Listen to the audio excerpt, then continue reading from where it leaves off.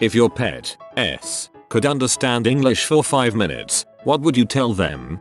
If I turn the vacuum cleaner on, you are not going to die. Similarly, you are waterproof. It is highly unlikely that baths will harm you, and you won't die because I trimmed your toenails either. It won't even hurt probably. I love you so much, but stay off the goddamn counter, you sneaky mother. I've come home to my fully grown Aussie just chillin' on the counter sometimes. I'm pretty sure you won't die if your breakfast is late. Please let me sleep past 6. Oh my god, but seriously, the dish is empty. What is happening? It was breakfast like 2 hours ago. This is legitimately upsetting to me, and presently I am going to walk on your face because it is breakfast time and you seriously can't fathom the depths of my hunger, so you better get up and put some crunchy brown pellets in there right fricking meow. You won't like what's gonna happen next. As much as you think otherwise, I'd rather not have your anus in my face.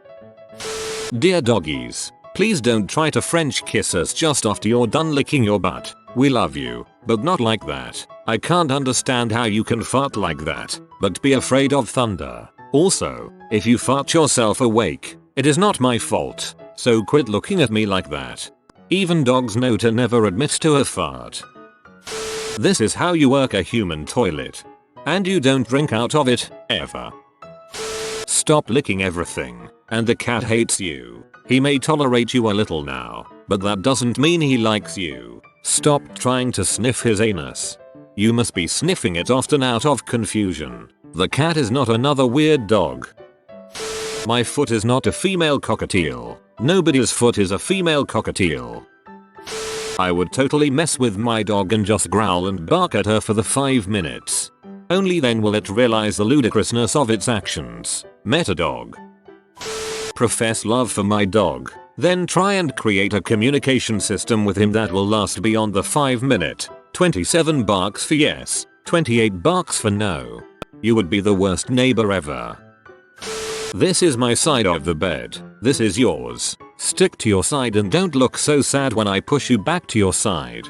And when I pull you close to keep us warm and snuggle, don't go away. I crap in your water bowl. Stop using it. Took me a minute. 1. Do not tell anyone how much or what I jack off to. My face dramatically changed when I saw what you're adopted. To my dog. 1. Quit snacking out of the litter box. Seriously, that's poop. 2. Stop pee on the carpet. I do not have the budget to rent a steam cleaner every time you mark your territory. 3. When I bathe you and brush your teeth, it's because you stink and I want you to be healthy and presentable. So please don't look at me like I'm slowly murdering you. 4. Last of all, I love you so much that when you pass away it will be like losing a beloved family member. Your life is so much shorter than mine, but you are capable of more love in those brief 15 years than many humans are in their entire long lifespan. Hug and kisses. After we brush your teeth. N00 Blet.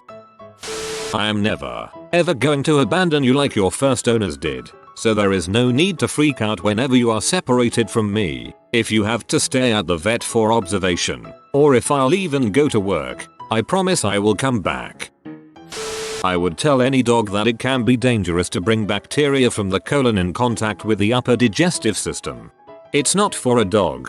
Dogs' mouths have remarkable antibacterial qualities. If you have a bleeding wound, you can genuinely let your dog lick it and it'll probably do you good. I understand most people will still not do this.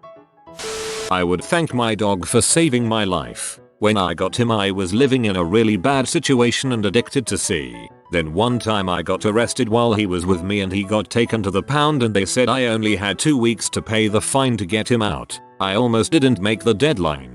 But when I did I knew I had to get myself into a better situation so I could be a better owner for him because I love him more than anything else on this planet. Now, I'm 3 years into college with a 4.0 GPA and doing much better in all regards and I owe it all to my dog. I've always wished for an opportunity to tell him that. I owe my life to him and he has no idea. Pets can really be lifesavers. When I got back from Afghanistan for the 3rd time I was really depressed and thought of suicide a lot. My friend got me a cat to keep me company and I realized he was dependent on me, and I on him. We are great friends and because of him I didn't put a .45 through my head. I appreciate that you bark when someone rings the doorbell, because I don't always hear it, but when you see me approaching the door, you shut the frick up. To my cats, there is a thing called feline AIDS. Please be careful. Dearest kitty, going outside and coming back in does not mean it's magically dinner time. It worked that one time, and it will work again. I love you. Don't die. I'm serious. We can go at the same time. My cat just died at 20 years old. I got her when I was in 4th grade and wherever she lived has been my official home since then. When I took her to the vet I could not keep it together. Watching her die is easily the worst experience of my life. I told her that I loved her and that I was sorry I couldn't fix her. After she was gone I sat in the parking lot for an hour crying. You're a kitty who's a kitty, you're kitty. Stop crying. I'll be back in 10 minutes. Stop crapping in my slippers. My dog pisses on my bed. You don't know, annoying.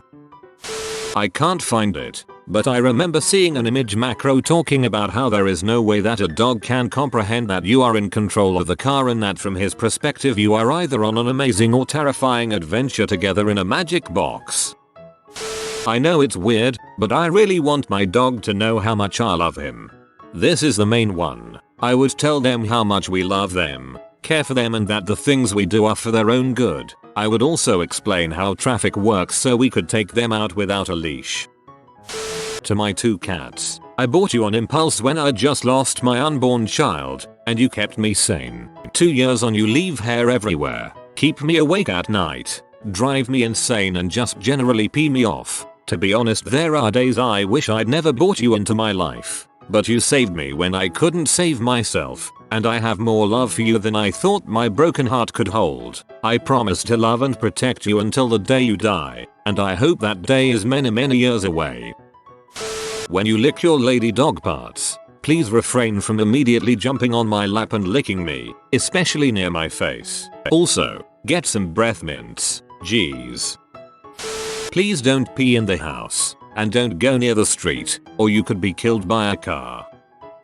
I'd really like to communicate to my puppy that eating a hole in the floor is not cool. The rest of them seem to have a basic grasp of most of the concepts I communicate to them, but Bruce is just not getting the whole please don't eat my house thing.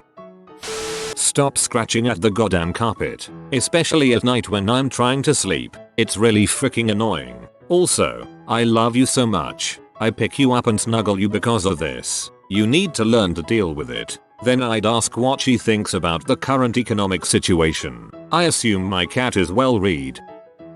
You may think I saved you, but you did the actual saving, buddy. My kitty disappeared for like a month or so and came back. I would ask her how the heck she survived and where she went.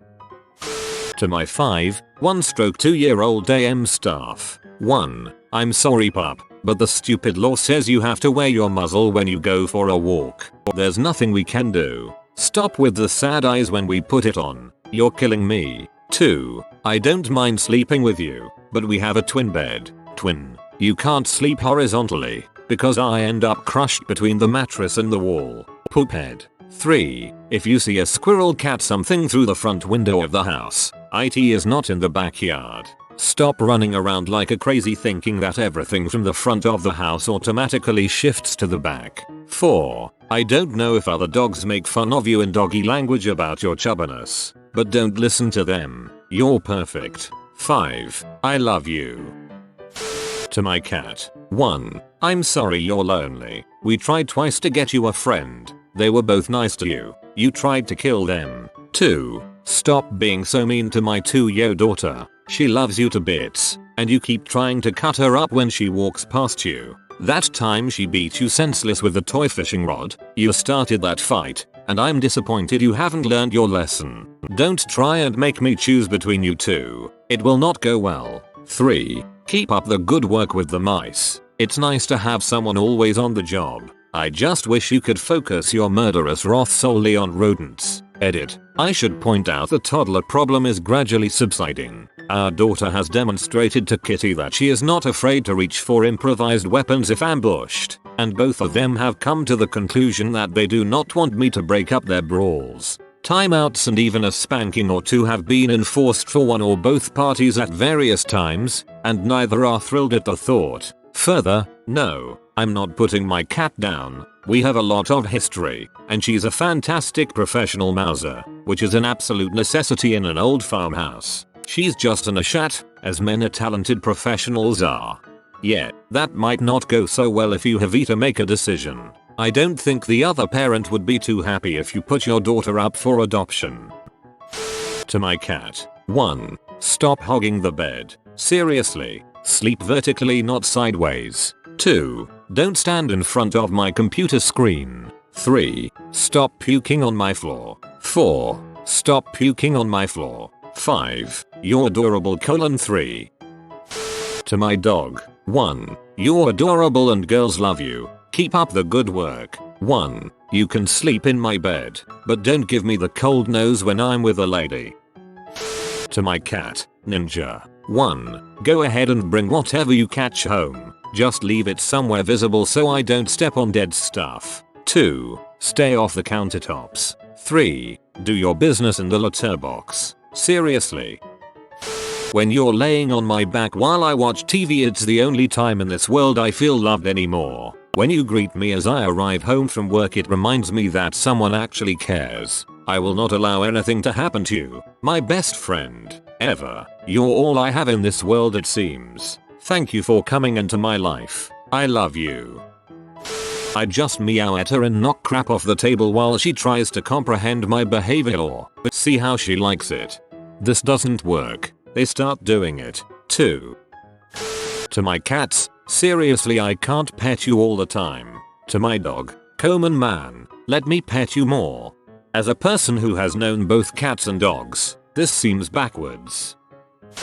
Dear puppy Aria, when I take you outside, you do a good job of peeing, but I need you to poop outside. I don't bring you inside right away because I don't want you to poop in the house. When I pick you up, I don't mean any harm, so please don't be scared. Your box is a safe place, and I'm glad you are learning this. When I lie down in my big bed, that means you need to settle down, and please, for the love of Christ, let me sleep past 6 AM. I know you need to pee after all night in my room, but I need sleep. I don't get to stay home all day.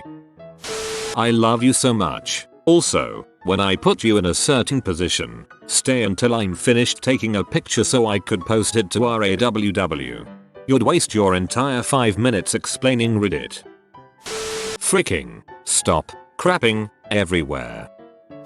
Babageral, washing you and then drying you off with a towel will not kill you. Please stop screaming like it's murder. If there's an intruder, someone who looks suspicious in the yard, please do something about him/her. Don't become their best friend. Your fur sheds. Therefore, we have to use a Furminator. Please stop nibbling at our hands when we brush you. The other dogs we see on walks will not hurt me. You do not need to growl at every single one of them. When you run out of the yard and we're chasing you like headless chickens, it's because we love you. We're not playing tag because, let's be honest, you can outrun all of us. I cannot make it snow. Stop looking at me with those big, blue eyes when it's not snowing outside. I love you so much it hurts. Every time I come home from college, I am the happiest girl in the world, and every time I go back, I just want to take you with me. Also, you're such a goofball. I love you. I love you. I love you. If you are new to the channel, you can subscribe. I publish new videos every day. Until then, check another video.